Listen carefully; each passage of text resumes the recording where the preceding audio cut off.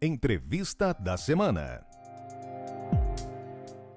A nossa convidada de hoje é a doutora Renata Bilig, advogada especializada em direito tributário, ou seja, doutora em direito tributário, fez parte do CARF até dezembro do ano passado, é professora e é um prazer tê-la conosco. Prazer é o meu de estar aqui com vocês, conversando sobre um pouquinho sobre os nossos desafios, no aspecto tributário.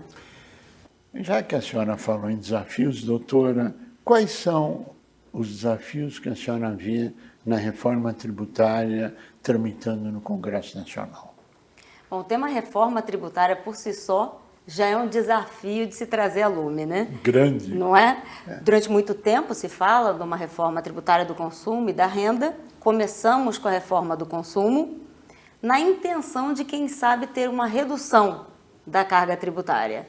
Na minha opinião, isso não vai acontecer. Mas, enfim, hoje a gente tem os desafios da alta complexidade da nossa carga, não só no pagamento, como na forma através da qual esses pagamentos são feitos. São muitas obrigações acessórias. O ICMS é um tributo, parece, o ICMS é um só. Mas são 27 regulamentos diferentes, embora tenha um núcleo duro, que é igual, a gente tem muitas normas, substituição tributária, diferencial de alíquota, operação interestadual, benefícios fiscais. Isso faz com que as empresas que paguem o ICM fiquem doidas mesmo, que são muitas as obrigações acessórias que você deve cumprir. Sim. O ICMS, você tem o ISS, que são 5 mil municípios, além de toda a tributação federal, e quando a gente acha que está indo num caminho, vem o Supremo Tribunal Federal e muda tudo. Então, hoje é desafiador a gente trabalhar. E a reforma, é claro que tem coisas que eu particularmente não concordo, mas teoricamente ela visa a simplificar todo esse processo. Só que tem uma consequência, como tudo na vida, E a consequência é o quê? Criar distorções, na minha opinião, e até mesmo aumento travestido na própria carga. Quais são, por exemplo, alguns desses problemas escondidos? Bom, aí mais uma vez a minha percepção da reforma, Sempre a sua análise. Estou colocando assim porque nem todos os colegas pensam dessa forma, mas enfim. Nós respeitamos, mas claro, não tenha dúvida. Ter a sua opinião. Que o direito é lindo até por causa disso, É a multidisciplinariedade de opiniões. Então, primeiro, você quer o quê? Cindir, quer diminuir a quantidade de tributos. Sim. Então, você pega o ISS mais o ICM, junta e cria o Imposto sobre Bens e Serviços, que é um tributo da competência da União Federal. Sim. Isso, para mim, por si só, já é inconstitucional. Porque eu tenho ali a Constituição que delimita o aspecto tributário entre Estado, União e município, entregando o serviço para o município, a indústria para a União e o comércio para os estados, para que cada um tenha a sua autonomia financeira e a autonomia de gestão do seu patrimônio. Quando você tira a maior receita do ente, como é que você tem autonomia? Entregando para um governo federal fazer a administração desse dinheiro. Por mais que você tenha os repassos, como é no Simples Nacional, sabemos que esses repassos não são constantes. Existem atrasos. E como é que a gente vai perder? Eu falo a gente assim, do ponto de vista, o Estado vai perder a sua maior arrecadação para colocar na mão de um órgão que talvez não esteja preparado para administrar o que não é dele? E como é que a gente vai ficar no final? Aí eu crio um órgão para administrar toda essa questão. Maravilha! Cada um dos estados vai ter um representante, mais complexidade. Eu quero tirar a complexidade, mas ao mesmo tempo eu estou criando outras complexidades. Municípios são 5 mil, mas eu só tenho 20 e poucas vagas. Como é que fica com aqueles que não estão lá sendo representados? Então, na minha opinião, nesse ponto, já nasceu morta por ferir princípios fundamentais da Constituição da República. É a minha impressão. Claro. Vamos complicar um pouco mais. Vamos falar um pouquinho dos pequenos negócios, do MEI, da micro e da pequena empresa. Como é que a senhora vê o que está colocado em discussão no Congresso Nacional? Bom, as questões do Simples, o Simples ele nasce como uma forma de você democratizar a própria formalização.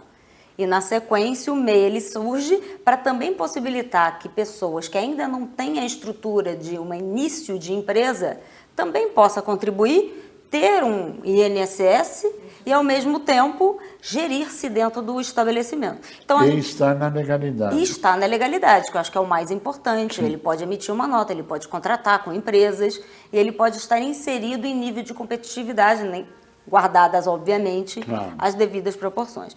Então, o Simples, na minha opinião, é um bom sistema, tanto que a gente sabe que mais de 70% das empresas no país estão no Simples Nacional. Sim. Eu costumo dizer que o que sustenta o país, até que seja o lucro real e o lucro presumido, sim, mas se o Simples desaparece, como é que fica?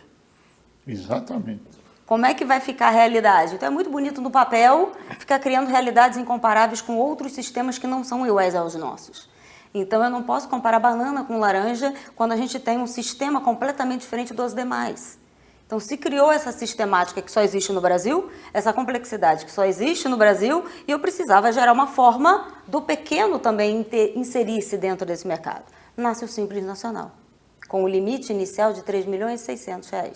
Nós fomos responsáveis, um dos responsáveis pela criação do Simples Nacional. Foi o AFIF para o comércio. Pronto. E nós pela indústria. Mas, E aí você e tem... que aumentou a arrecadação do governo. E não tenha dúvida, que é a curva de Laffer, né, que já diz os economistas. Não adianta você querer ficar aumentando, que chega uma porra que você está aumentando mais ainda, cai a arrecadação. Sim. Então o negócio é criar tributos que eu possa pagar e que eu não tenha vontade de sonegar, Isso. e com isso ter uma curva ascendente em arrecadação, que o Simples possibilitou. Então Sim. você cria, você formaliza e você aumenta a carga justa. Sim. Agora, um limite hoje de 3.600.000, quando o ISS e o ICM, que são os grandes chamarizes para você estar no Simples Nacional, acaba sendo a tributação normal, já é praticamente um tchau, vai para o lucro presumido e tribute. É É verdade. a minha percepção, mais uma vez. E quando você pega um limite de 4.800.000, gente, dependendo do nicho, isso é fácil de você atingir. Então vamos aumentar esse valor. Vamos permitir que as pessoas se mantenham quites, pagando o que é justo dentro de uma realidade que é possível ser cumprida. Mais de 6 anos Mais de 6 anos. sem reajuste no teto.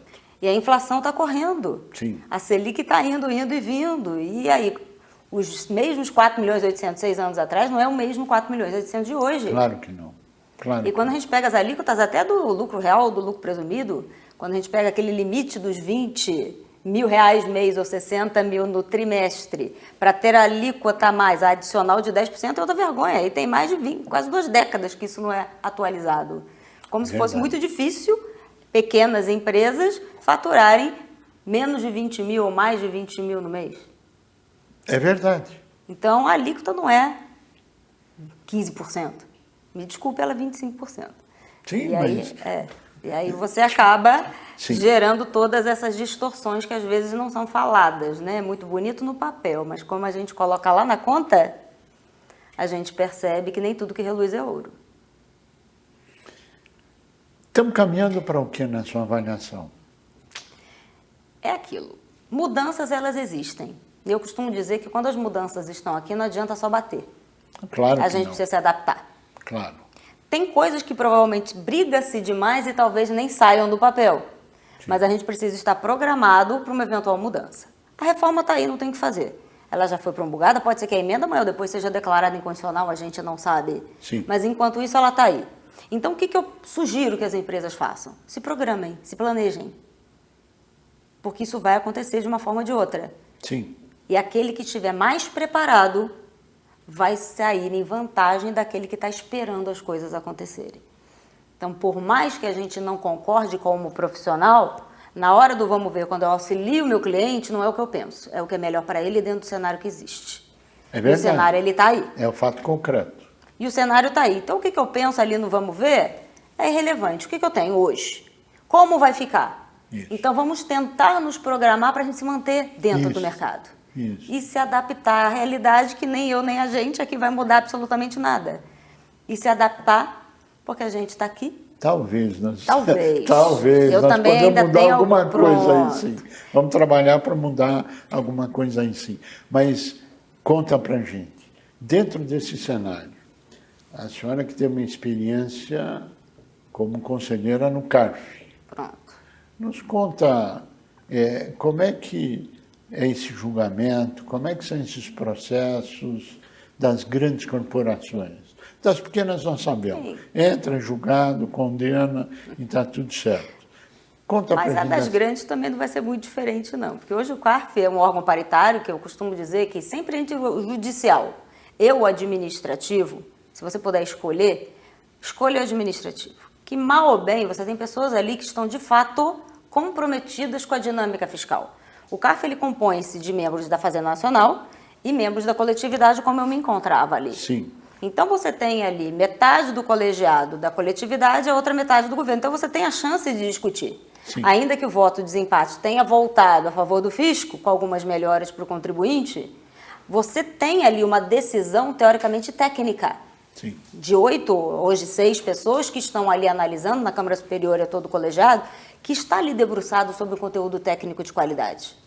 Ainda que no Poder Judiciário você queira confrontar uma decisão que não lhe foi favorável, você tem os votos de declaração de voto daqueles conselheiros que não concordam com aquela decisão, como muitas vezes eu declarei.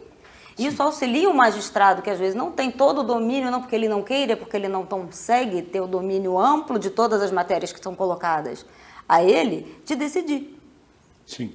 Então, o que eu percebo? O CARF é um excelente órgão e ainda tem chance de, muitos falam que vão acabar, o que eu também não acredito, que traz realmente à coletividade excelentes decisões, entregando aquilo que, de fato, com a boa técnica legislativa dos colegas que ainda estão lá, dos fazendários que também estão lá, não necessariamente olhando para o bolso do fisco ou do contribuinte, mas para a aplicação legal da legislação. Você diria que o tratamento é isonômico? Até é isonômico, sim. O que acontece? Que bom ouvir que é. Não, e é verdade. Bom Eu estou dando ouvir. mais uma vez, na minha turma onde eu participei, Claro. tanto os fazendários quanto dos contribuintes, nem sempre a gente, obviamente, concorda com as teses, Claro. né? Mas sempre trabalhando ali pelo melhor, pela interpretação melhor. Não necessariamente, quantas vezes eu vi conselheiros do fisco renderem-se a uma interpretação que algum dos conselheiros trouxe ali, não, realmente faz sentido. Então, o compromisso ali não é só com... É claro que tem a questão do bolso do fisco, a bolsa do contribuinte, não vamos ser utópicos dizendo que isso não acontece, porque acontece.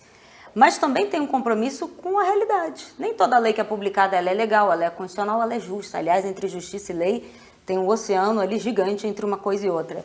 Então, eu percebi da experiência em que eu estive lá, dos anos em que eu estive, e eu lembro com carinho, porque realmente os debates eram extremamente enriquecedores, tanto para a Fazenda quanto para o fisco ganharem ali os seus processos. Doutora Renata Bini, nós queremos agradecer muito a sua participação, essa experiência do CARF e ouvir que o tratamento do pequeno e do grande é igual no CARF e que são condições e análises técnicas. Que alívio, que bom para a sociedade e parabéns a todos que lá passaram e que lá estão. A você que esteve conosco, nosso mais profundo agradecimento. Com a certeza que estaremos juntos na semana que vem. Até lá. Simp, 35 anos ao seu lado. O Simp cresceu e hoje estamos presentes nos 27 estados da federação, sempre na defesa do MEI, da micro e da pequena empresa. Venha você também fazer parte dessa história. Simp, 35 anos ao seu lado.